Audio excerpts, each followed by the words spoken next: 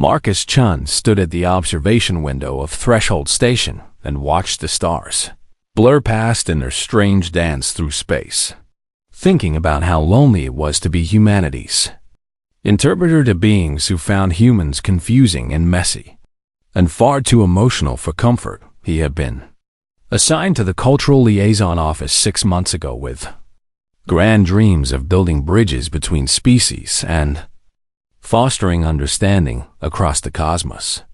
But reality had proven much more mundane and disappointing than his idealistic expectations. Most days he sat in his small office cataloging human art and literature and music for the Galactic Archives while alien scholars politely reviewed his work and then filed it away without much interest or enthusiasm.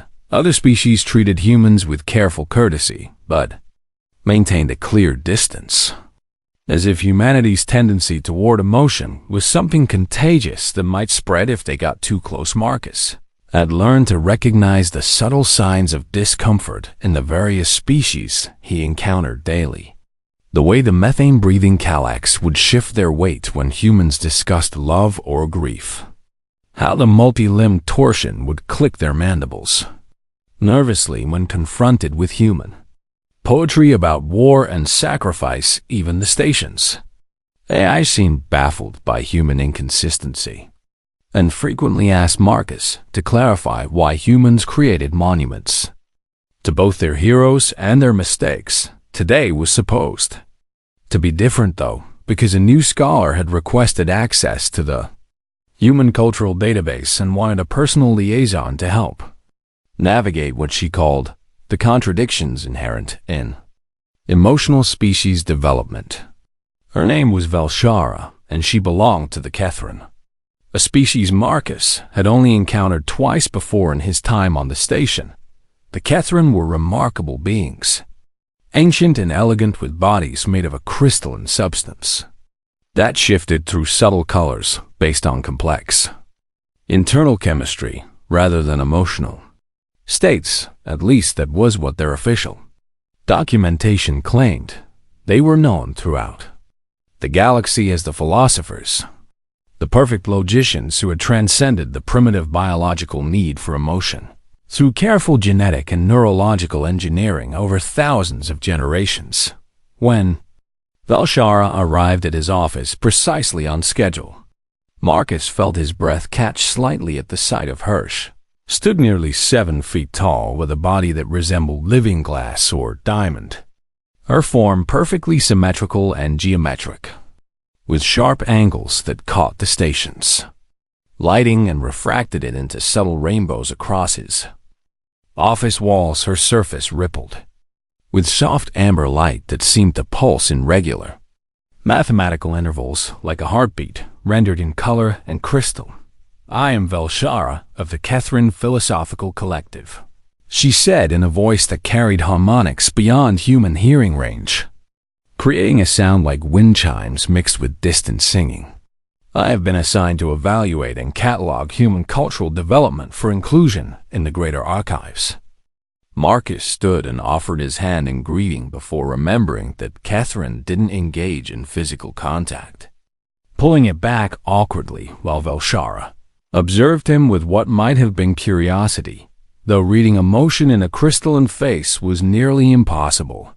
"Welcome to Threshold," Marcus said, gesturing to the chair across from his desk.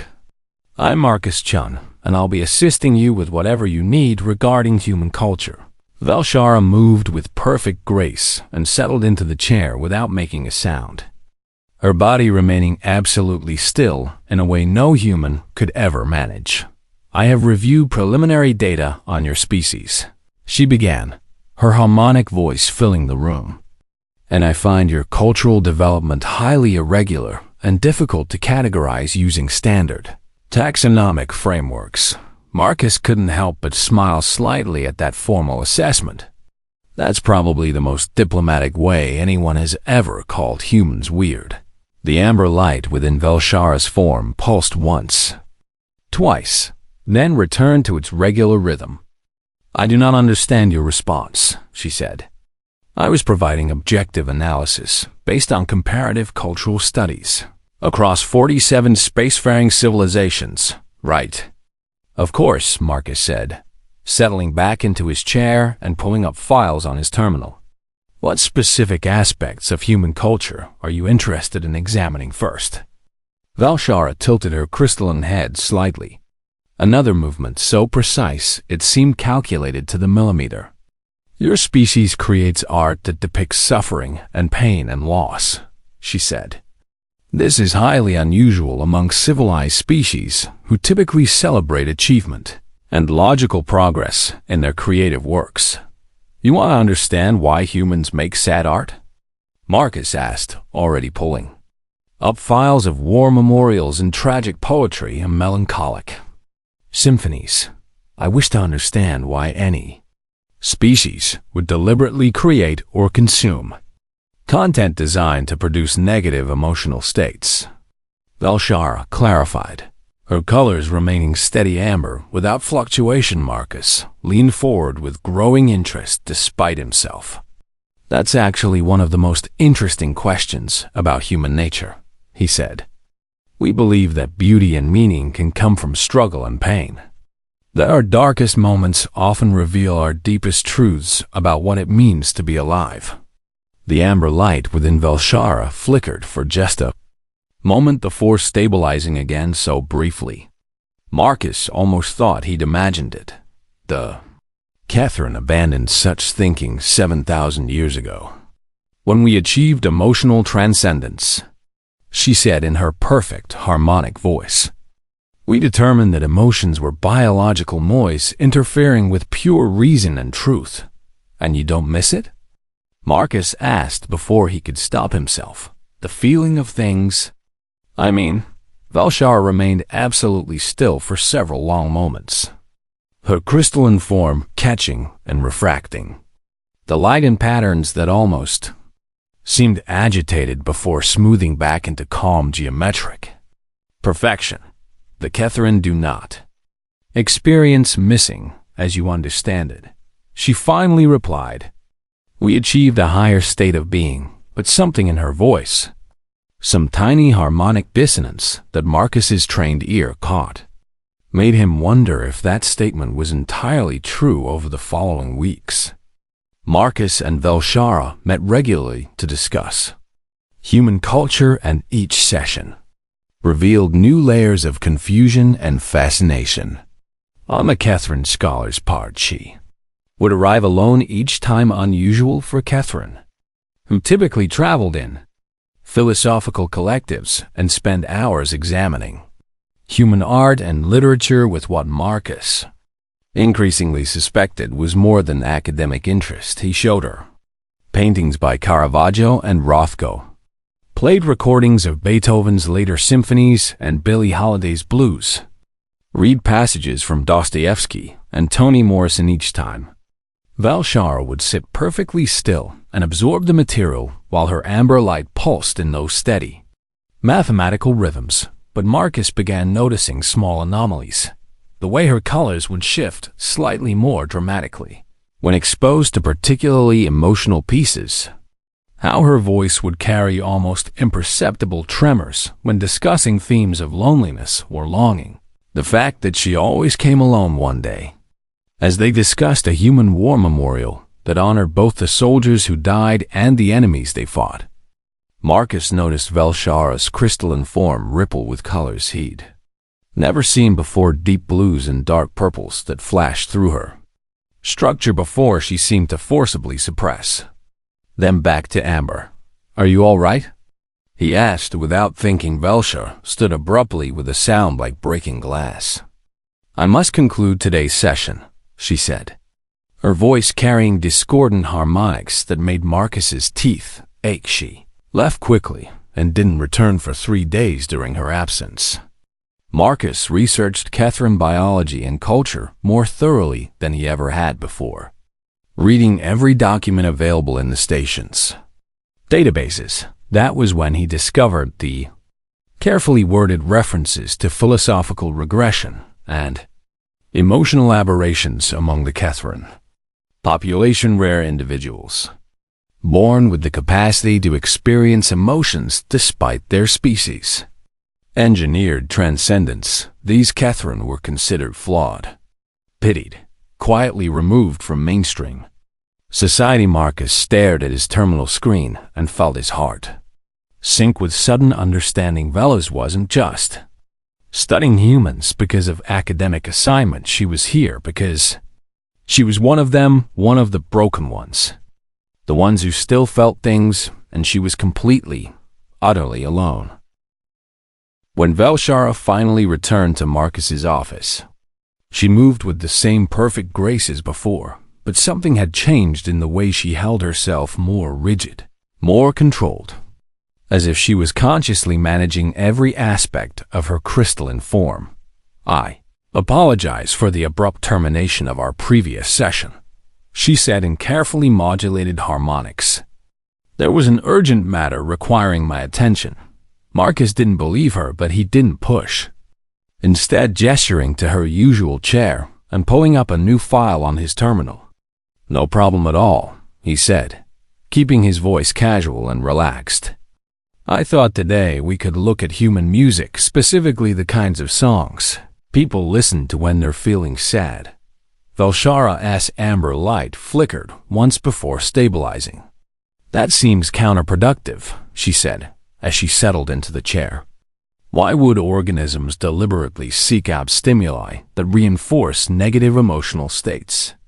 "That's what I want to help you understand," Marcus said, queuing up a playlist he'd spent hours assembling. "Humans don't see emotions as simply positive or negative. We see them as experiences that connect us to something real and meaningful, even when they hurt." He played Samuel Barber's Adagio for strings first, watching Velshara's reaction carefully, as the mournful strings filled his small office with their aching beauty. The Kethren scholar sat motionless, but Marcus saw colors beginning to shift. Beneath her crystalline surface, subtle movements of deeper blues and grays weaving through the dominant amber like currents beneath still water.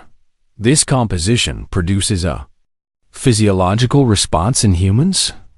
Velshara asked, her voice carrying undertones Marcus had never heard before. "It makes us cry sometimes," Marcus admitted. "It's been used in films about war and loss and sacrifice. And people play it at funerals and memorials because somehow it captures what grief feels like when words aren't enough." The colors within Velshara swirled more intensely now, blues and purples and deep grays cascading through her form before she seemed to notice and forcibly suppressed them back to amber with visible effort. "The Kethren eliminated such responses millennia ago," she said, but her voice trembled slightly on the harmonics. "We found them inefficient and counterproductive to logical thought." Marcus leaned back in his chair and studied her carefully. "But you feel it, don't you?" he asked softly. "The music, it affects you." Velshara went absolutely still, her entire crystalline form freezing in place like a statue carved from living glass. The silence stretched between them for what felt like forever before she finally spoke. "I should not be discussing this with you," she said, her voice barely above a whisper of harmonics. "It is not appropriate, Velshara," Marcus said gently, leaning forward with his elbows on his desk. "I've been doing some research over the past few days, and I came across some information about Kethren who experience what your people call philosophical regression, individuals who still feel emotions despite your species' transcendence." The colors within Velshara exploded into chaotic patterns, reds and blues and purples and greens all swirling together in what could only be described as panic or distress. "You should not have accessed that information," she said, standing abruptly with a sound like shattering crystal. "Those files are restricted for good reason." "I didn't mean to upset you," Marcus said quickly, standing as well. "I just wanted you to know that I understand what you're dealing with. Or at least I'm trying to understand." Velshara turned away from him and moved to the observation window, her crystalline form refracting the starlight into rainbow patterns across the walls. "You cannot possibly understand," she said, her voice carrying such deep sadness in its harmonics that Marcus felt his chest tighten in sympathy. "You were born into a species that accepts emotion as natural and normal, that celebrates feeling and connection and all the messy complexity that comes with consciousness." She pressed one crystalline hand against the window, and Marcus saw cracks of darker color spreading from the contact point like fractures in ice. "I was born defective," she continued, "an aberration among my people, something to be pitied and hidden away because I experienced things the Kethran left behind thousands of years ago when we evolved beyond such primitive responses." "That's not defective," Marcus said firmly, moving to stand beside her at the window. "That's just different. And different isn't the same as broken." Velshara turned to look at him, and for the first time since they'd met, Marcus saw her colors shift into something that might have been hope, a soft pink gold that reminded him of sunrise. "My collective assigned me to study humanity because they believed my condition would help me understand emotional species," she said quietly. "They thought it would be therapeutic, that observing how primitive other civilizations are would help me accept the necessity of suppressing these responses. But it didn't work that way," Marcus guessed. "No," Velshara agreed, her colors shifting to deeper blues tinged with violet. "Instead, every piece of human art I study, every song I hear, every poem I read, it all speaks to something inside me that I've been trying to suppress my entire existence." She turned fully toward Marcus now, her crystalline form catching and reflecting his image in countless facets. "Your species creates beauty from pain," she said.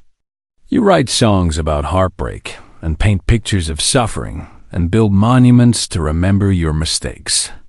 And somehow through all of that you find meaning and connection and purpose. And that resonates with you," Marcus said, understanding beginning to dawn.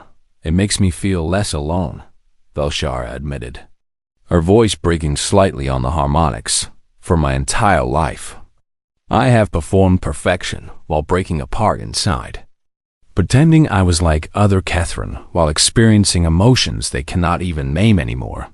She moved closer to Marcus, her towering crystalline form somehow seeming vulnerable despite its imposing presence. "Do you know what it is like," she asked, "to be surrounded by your own people and yet feel completely isolated because you experience reality in a way they have engineered themselves to never understand?" Marcus thought about his own experiences of feeling out of place, of being too emotional in professional settings, of people telling him to calm down or be more rational. And while he knew it wasn't the same scale as Velshara's isolation, he could grasp the edges of what she meant. "I can't fully understand your experience," he said honestly, "but I can listen. And I can promise you that I won't judge you for feeling things or think you're broken because your emotions are real." Velshara's colors shifted through a cascade of patterns: surprise, fear, hope, and something that might have been gratitude, all swirling together in her crystalline form. "Why would you do that?" she asked. "I am alien to you. My species sees yours as primitive and overly emotional. We have nothing in common." "We have everything in common," Marcus interrupted gently. "We both know what it's like to feel deeply in a universe that often tells us we shouldn't. And that's more than enough reason for me to care about what happens to you."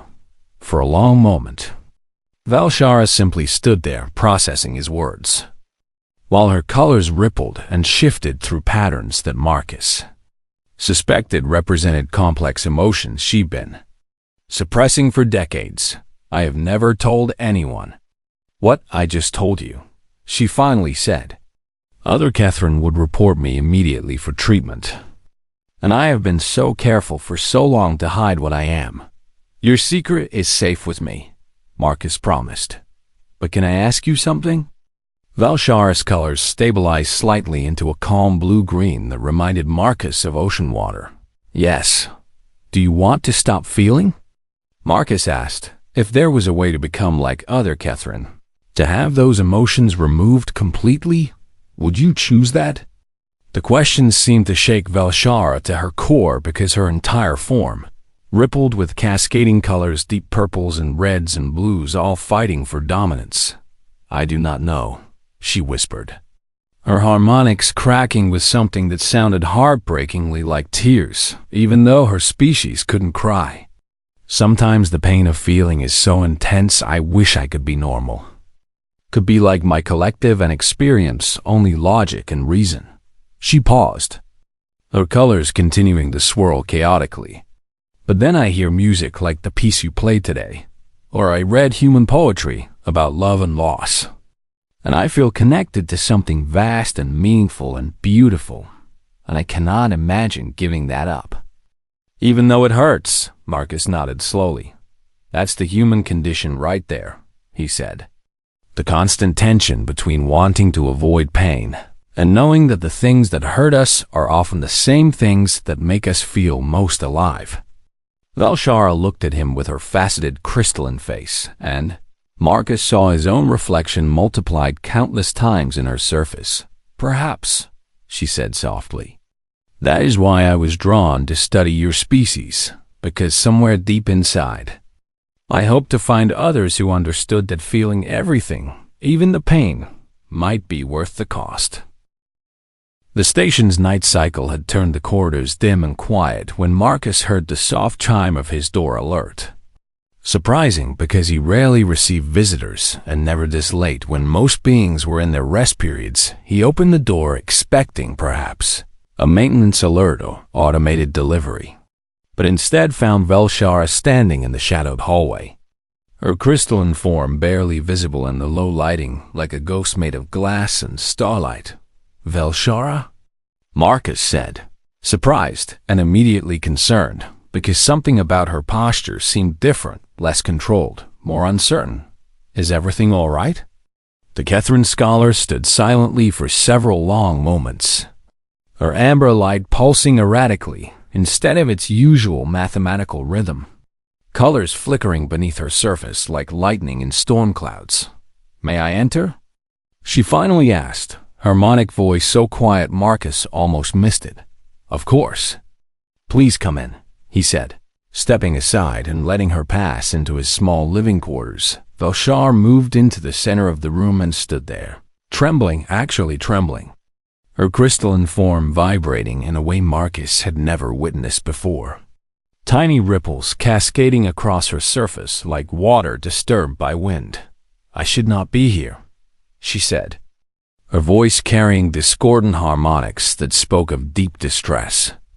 This is highly inappropriate by Catherine standards, and if my collective knew I was visiting you during rest cycle, they would. She stopped abruptly, colors swirling chaotically through her form, reds and blues and purples and greens, all fighting for dominance. Marcus closed the door behind her and kept his voice gentle. Whatever you need to say, I'm listening, he said. You're safe here. Velshara turned to face him fully, and Marcus saw something in her crystalline form that made his breath catch. She was on the edge of something, some precipice between control and complete breakdown.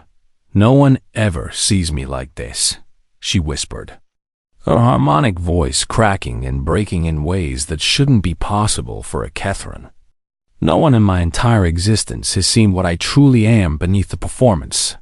As she spoke, her carefully maintained geometric form began to shift and change in ways that Marcus instinctively understood were deeply personal and revealing the rigid angles that defined her crystalline structure softened and flowed into organic curves and spirals, her body losing its perfect symmetry and becoming something wild and beautiful, and achingly vulnerable colors washed through her in massive waves. Deep blues of sorrow so intense they seemed bottomless, passionate reds of anger and frustration, soft pinks and greens and golds that Marcus had no names for, but understood on some emotional level. Her voice lost all its careful harmonic control, cracking and trembling with something that sounded heartbreakingly like crying Even though Catherine couldn't produce tears, I have been hiding for so long, Valshara said, her words tumbling out in a rush of discordant harmonics, performing perfection every moment of every day while breaking apart inside, pretending to be like my collective while experiencing emotions they have forgotten how to name. She moved closer to Marcus, her transformed body flowing rather than walking, no longer constrained by the rigid control that had defined every interaction they'd had before. Studying your species was supposed to be clinical and safe, she continued, colors pulsing through her like visible heartbeats. I was supposed to catalog human culture and return to my collective with objective analysis and perhaps some therapeutic distance from my own condition. Her crystalline form rippled with waves of purple-blue sadness. Instead, every piece of human art I examined, every song I heard, every poem I read, all of it awakened something inside me that I cannot suppress anymore. Marcus watched her transformation with a mixture of awe and deep concern, understanding that what she was showing him was something no Catherine should ever reveal, that this vulnerability was both incredibly brave and potentially dangerous. Human music makes me feel things my people have no words for, Valshara said, her voice breaking on harmonics that carried centuries of suppressed longing. Your poetry speaks to parts of me that were supposed to be engineered away millennia ago. She stopped directly in front of Marcus now, her flowing crystalline form towering over him, but somehow seeming smaller and more fragile than ever before.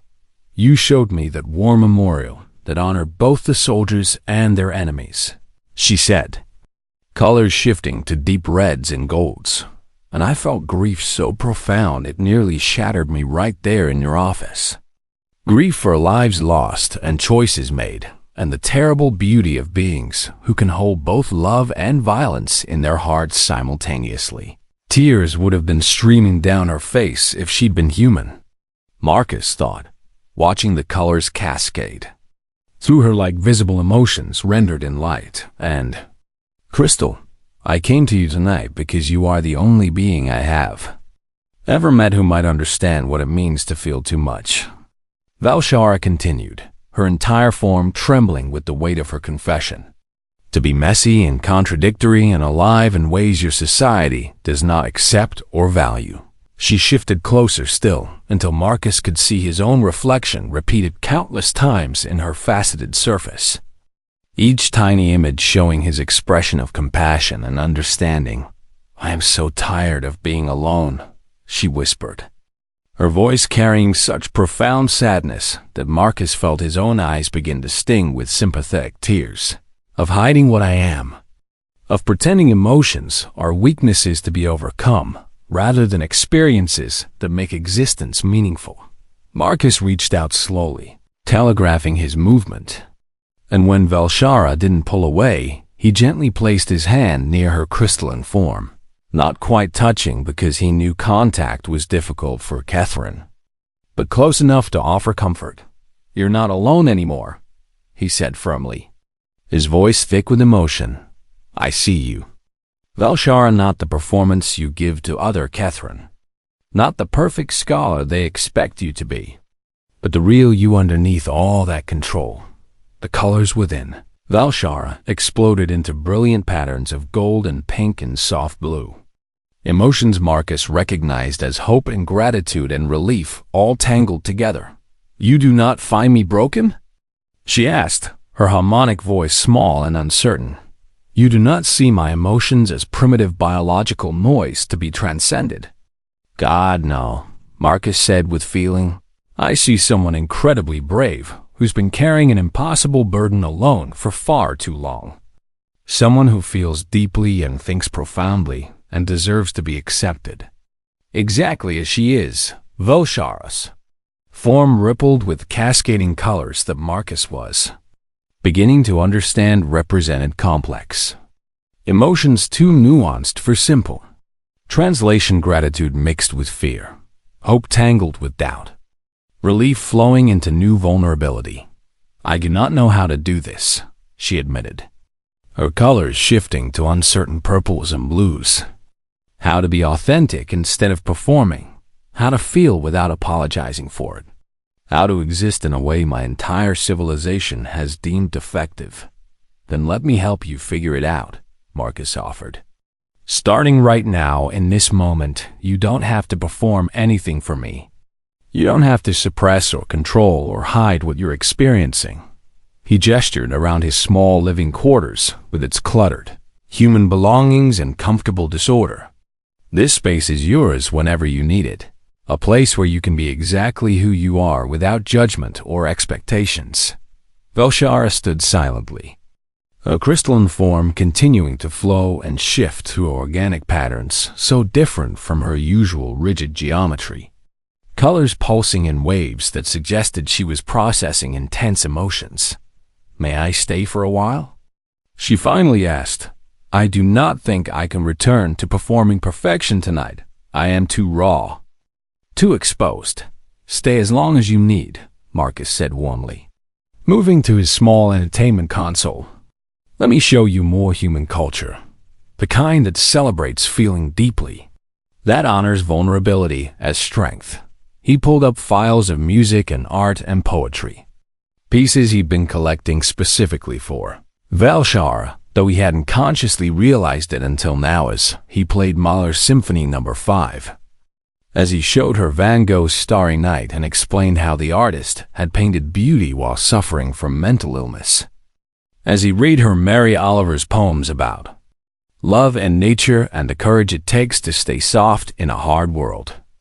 Velshara absorbed it all with an intensity that would have terrified other Catherines. Let her colors flow freely, expressing sorrow and joy and wonder, and grief all tangled together in ways that were beautiful, precisely because they were uncontrolled and authentic. This is what I have been missing, she said as dawn cycle approached and the station began to wake around them, her voice carrying harmonics of quiet revelation. Not just the art itself, but having someone witness my response to it. Someone who sees my emotions as valid rather than aberrant. Marcus smiled at her. Exhausted but deeply satisfied. That's what humans do best, he said. We witness each other's experiences and say, I see you, I hear you. What you feel matters, and somehow that simple act of recognition makes the burden lighter. Velshara's crystalline form pulsed with soft golden light. Thank you, she said simply. But the depth of meaning in those harmonics carried more weight than any elaborate speech could have managed. For the first time in her long existence, Velshara was not alone. The delegation from the Catherine Philosophical Collective arrived at Threshold Station, exactly 3 weeks after Velshara's midnight confession. And Marcus knew immediately that someone had reported her condition to the authorities. There were 5 of them, each maintaining perfect geometric crystalline forms that never shifted or softened. Their colors locked in steady mathematical patterns of cool blues and silvers that suggested complete emotional control.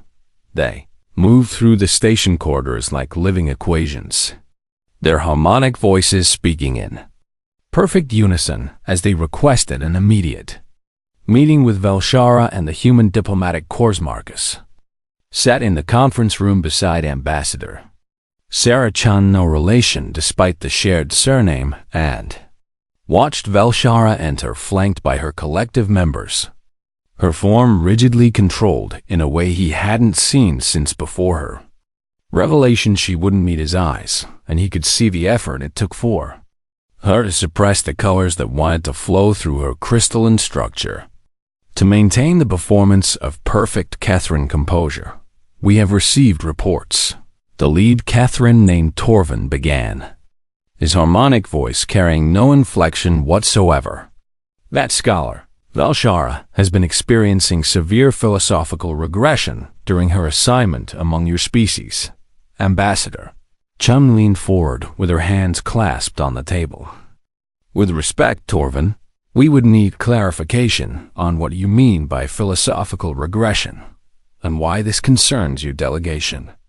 The Catherine collective rippled with synchronized color shifts, a unified display of what might have been.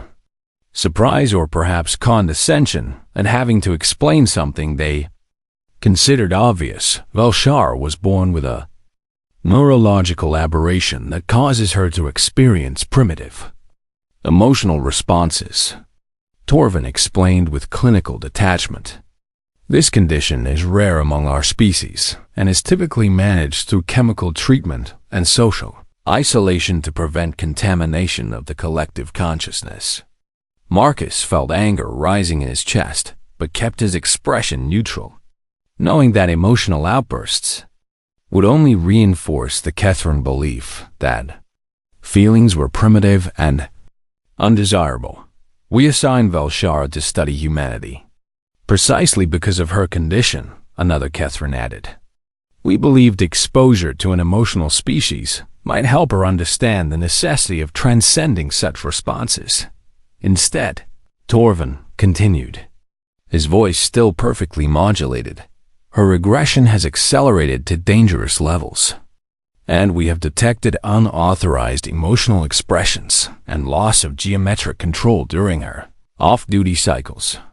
Velshara remained motionless throughout this discussion, her form locked in rigid perfection, but Marcus could see tiny hairline fractures of different colors trying to break through her surface. Ambassador Chun glanced at Marcus briefly before addressing the Catherine delegation. And what exactly do you intend to do about this situation? We will return Velshara to the Catherine homeworld for treatment, Torvin stated simply. The procedure will dampen her emotional capacity to acceptable levels and allow her to reintegrate with her collective. And if she doesn't want this treatment? Marcus asked, unable to stay silent any longer. The Catherine delegation turned their attention to him with perfect synchronization, their crystalline forms reflecting his image back at him in countless facets. Want is an emotional construct, Torvin replied. Velshara's condition prevents her from making rational decisions about her own well-being. This is precisely why intervention is necessary. That's not how humanity sees it, Ambassador Chun said firmly. We believe individuals have the right to self-determination, including the right to refuse medical treatment they don't consent to. The Catherine collective rippled with colors that might have been confusion. You would allow a being to remain in a damaged state rather than repair them. One of them asked, this seems illogical. It's not about logic, Marcus interjected. It's about respecting autonomy and recognizing that different ways of experiencing consciousness aren't automatically defects that need correction. For the first time since the meeting began, Velshara's rigid control slipped slightly, and Marcus saw colors flash through her form. Hope and fear tangled together. The human position, Ambassador Chen continued, is that Velshara should have the right to choose her own path, including the right to refuse treatment if she wishes to maintain her emotional capacity. Torvin's form pulsed with steady blue light. This is why your species remains primitive, he said without malice, simply stating what he considered fact. You prioritize individual emotional comfort over collective optimization and rational progress. Maybe so, Marcus said, meeting the Catherine's gaze, or what passed for it in a crystalline being. But we've learned through painful experience that forcing people to conform to a single standard of normal causes more harm than accepting diversity of experience.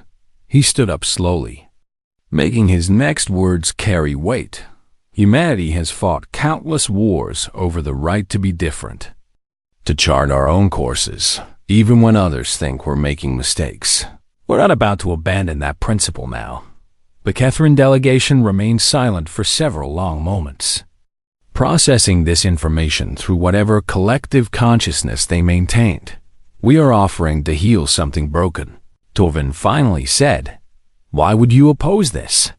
Because maybe she's not broken, Marcus replied, glancing at Velshara, who was trembling now despite her efforts at control.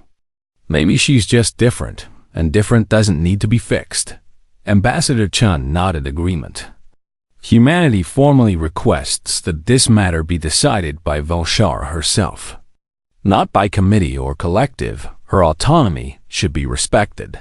The Catherine delegation conferred among themselves in harmonics too high for human hearing, their forms pulsing with synchronized patterns that suggested deep philosophical debate. Finally, Torvin turned his attention to Velshara directly. "Scholar, do you wish to undergo treatment and return to proper Catherine function? Or do you wish to remain in your current aberrant state?" Velshara's rigid control shattered completely, and colors exploded through her. Crystalline form, terror and hope and anguish, all cascading in waves that made her body flow and shift like living water. She began, her harmonic voice breaking with emotion. "I do not know. Take your time," Marcus said gently. "This is your choice and yours alone. Nobody else can make it for you." Velshara looked at him and then at her collective, her form rippling with indecision. "If I accept treatment," she said slowly, "I will return to being what the Catherine expect, perfect and logical, and free from the pain of feeling." She paused, colors shifting to deep blues. "I will rejoin my collective and no longer be isolated or aberrant. I will be normal and accepted. But," Ambassador Chun prompted gently, "but I will lose this," Velshara whispered, gesturing between herself and Marcus with one flowing crystalline appendage. "I will lose the ability to understand human poetry, to feel moved by music, to experience connection that transcends logic." Her colors shifted to brilliant golds and pinks. "I will lose the capacity to feel what I felt when Marcus showed me human war memorials and I understood grief for the first time.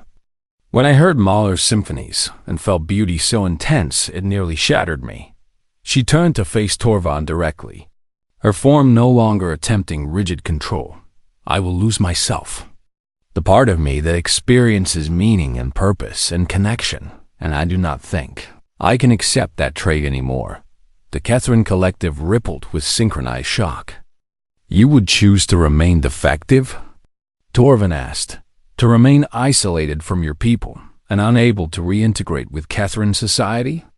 "I would choose to feel," Velshara said, her voice growing stronger despite its emotional tremors. "Even if it hurts, even if it isolates me, even if my own people cannot understand, I choose to experience consciousness in all its messy, complicated, beautiful fullness." She moved to stand beside Marcus, her flowing crystalline form towering over him, but somehow seeming to seek shelter in his presence. "I formally request asylum with humanity," she declared, her harmonic voice carrying newfound determination. "I wish to remain here and continue my studies without undergoing treatment." The Catherine delegation stood in perfect stillness for a long moment before Torvin spoke. "This is unprecedented," he said. "No Catherine has ever voluntarily exiled themselves from the collective. Maybe it's time for a precedent." Ambassador Chun said firmly, "Humanity grants Velshara's asylum request. She's under our protection." Now, Torvin's form pulsed with steady blue light. "We cannot force her to return if she has accepted protection from another species," he acknowledged. "But understand that this decision means permanent separation from Catherine society. Velshara will be considered lost to us." "I understand," Velshara said quietly, colors rippling through her form in patterns that mixed sadness with determination. "And I accept that cost." The Catherine delegation filed out of the conference room in perfect synchronization, leaving silence in their wake when they were gone. Velshara's rigid control finally collapsed completely, and she sank down with a sound like breaking glass, her form flowing into organic shapes as emotions overwhelmed her. "I chose to feel," she whispered, colors cascading through her in waves of relief and terror and grief and hope, all tangled together. "I chose myself over my civilization." 6 months had passed since Velshara chose exile over conformity, and Marcus stood in the observation lounge, watching her prepare for what She'd called an experiment in authentic expression with a mixture of pride and curiosity. She changed in visible ways since accepting asylum. Her crystalline form no longer locked itself into rigid geometry except when absolutely necessary for formal occasions, instead flowing through organic shapes that reflected her emotional states. The colors that cascaded through her structure had become her natural state rather than something to be suppressed, shifting from deep blues of contemplation to warm golds of contentment to occasional flashes of purple-red when frustration or anger surface had integrated into the human cultural division at Threshold Station with surprising ease, working alongside Marcus and other liaisons to help bridge understanding between emotional and post-emotional species. But the transition hadn't been without pain and difficulty. Marcus had witnessed her crying, or what passed for crying, in a Catherine, her entire form trembling with waves of color that represented grief too profound for sound. When she received formal notification that her name had been removed from all Catherine records, "It is as if I never existed to them," she'd said that night, her harmonic voice breaking with sadness. "Centuries of life erased because I chose to feel." He'd sat with her through those dark hours, offering presence and understanding without trying to fix what couldn't be fixed, learning alongside her that some losses had to be mourned, even when the choice that created them was right. Velshara had also struggled with the overwhelming nature of emotions she'd suppressed for so long, anger that surged up without warning, joy that felt almost painfully intense, loneliness that crashed over her in waves when she remembered she could never return home. "How do humans manage this?" she'd asked Marcus during one particularly difficult evening, her colors swirling with agitated reds and dark blues. "How do you function when feelings can be so consuming?" "Not always gracefully," Marcus had admitted with a rueful smile. "We cry, we talk to friends, we create art. We sometimes eat too much ice cream. Basically, we muddle through and hope we're learning as we go." That conversation had sparked something in Velshara's mind, and over the following weeks she'd begun spending hours in the station's music studios, working on a project she wouldn't discuss even with Marcus now. Standing in the observation lounge with dozens of beings from various species gathered to witness whatever Velshara had created, Marcus felt nervous anticipation building in his chest. Ambassador Chun stood beside him. "Do you know what she's planning?" the diplomat asked quietly. "Not really," Marcus admitted. "She said it was something no Catherine has attempted in recorded history, but she wanted to see if it was possible." Velshara entered the performance space, and the crowd fell silent, watching as she moved to the center with her crystalline form flowing and shifting through colors that suggested both nervousness and determination. "Thank you for coming," she said, her harmonic voice carrying to every corner of the room. "What I am about to share represents 6 months of work, but more importantly, it represents a lifetime of suppressed feelings finally given form." She paused, her colors shifting to deep blues touched with gold. "I have created a musical composition that blends Catherine harmonic mathematics with human emotional progression, a piece that exists in the space between perfect logic and messy feeling." Marcus saw several Catherine in the audience, others stationed at Threshold for various diplomatic functions, and noticed their forms going rigidly still with what might have been shock or disapproval. "This composition is called Crystalline Tears," Velshara continued, "and it is dedicated to everyone who has ever felt they didn't belong in the world they were born into." The lights dimmed and Velshara began. Her crystalline body became the instrument, vibrating at frequencies that created harmonics ranging from subsonic rumbles to notes beyond human hearing, each carefully calculated using Catherine mathematical principles. But Woven through that perfect mathematical structure was something else. Entirely emotional progressions that built and released tension in ways that spoke to the heart rather than the mind. The composition started with cold, precise mathematical harmonics that represented Catherine perfection. Beautiful in the crystalline clarity, but somehow empty of warmth. Then slowly, almost imperceptibly, other notes began creeping in slightly off the perfect mathematical ratios, introducing what Catherine would call dissonance, but what humans recognized as emotional complexity. The two elements fought each other at first, the perfect mathematics trying to suppress the emotional notes, creating tension that made Marcus's chest tighten with vicarious struggle as the piece progressed. Valshar's colors began shifting in time with the music, deep blues of sorrow flowing into passionate reds of anger and frustration, then softening into pinks and golds of hope and determination. The emotional elements grew stronger, while the rigid, mathematical structure began bending and flexing to accommodate them, creating something entirely new, neither purely logical nor purely emotional, but a synthesis of both that was more beautiful than either could be alone. Marcus felt tears streaming down his face as he listened, recognizing the story Valshar was telling through pure sound and color, the isolation of being different, the pain of hiding your true self, the terrifying liberation of choosing authenticity over acceptance.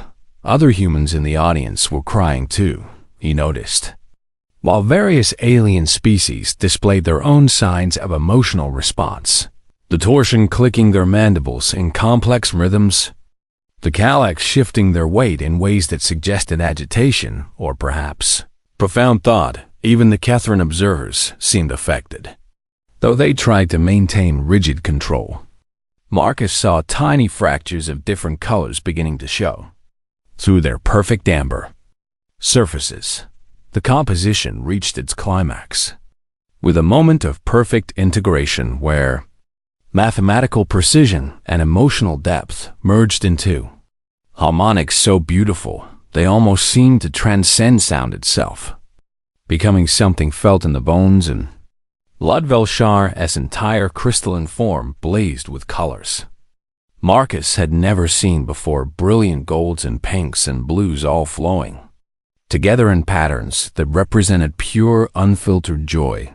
Then slowly, gently, the piece resolved into a final chord that somehow contained both perfect mathematical harmony and deep emotional satisfaction, leaving the audience in breathless silence. When the last notes faded, nobody moved for several long moments. Then Marcus began clapping, and the rest of the audience joined in, those species who clapped anyway, while others showed appreciation in their own cultural ways. Valshara stood in the center of the performance space with her colors cascading through patterns that represented overwhelming emotion, gratitude, and pride and vulnerability all mixed together. Marcus made his way through the crowd to reach her.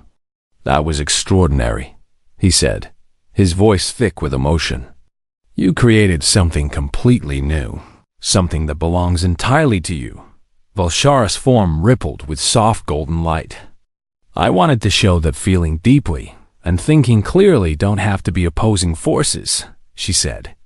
"That maybe the Catherine gave up something valuable when they eliminated emotion from their experience."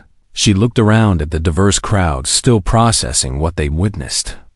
"And I wanted anyone else who feels different, who doesn't fit the mold their species created, to know they're not alone." Ambassador Chun approached with tears still visible on her face. "That's humanity's gift right there," she said warmly. "Not technology or weapons or even our art, but the courage to show others that authenticity is possible, that being yourself is worth the cost." Over the following days, recording of Valshar's performance spread through the station's networks and beyond, reaching beings on dozens of worlds. Marcus heard reports of other Catherine listening to the piece in secret, their perfect composure cracking as they experienced emotions they'd been taught were primitive and undesirable. 3 separate Catherine reached out requesting information about asylum procedures, each admitting in carefully coded language that they experienced philosophical regression and wanted to explore what life might be like without constant suppression. "You've started something," Marcus told Velshara as they stood together at their usual observation window, watching stars blur past in the station's orbit. "I hope so," she said quietly, her colors shifting through contemplative blues.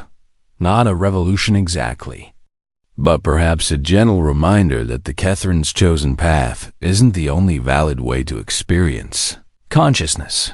She turned to look at Marcus with her faceted, crystalline face. "I still miss my collective sometimes," she admitted. "I grieve for the life I left behind and the connections I can never reclaim. But," Marcus prompted, "but I would make the same choice again without hesitation." Velshara continued, her colors brightening to warm golds.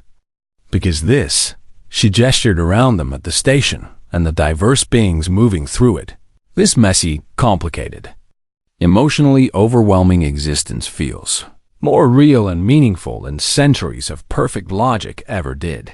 She placed one crystalline appendage near Marcus's shoulder, still not quite touching but close enough to convey connection. "Thank you," she said, "for seeing me when I was invisible, for standing up for my right to choose."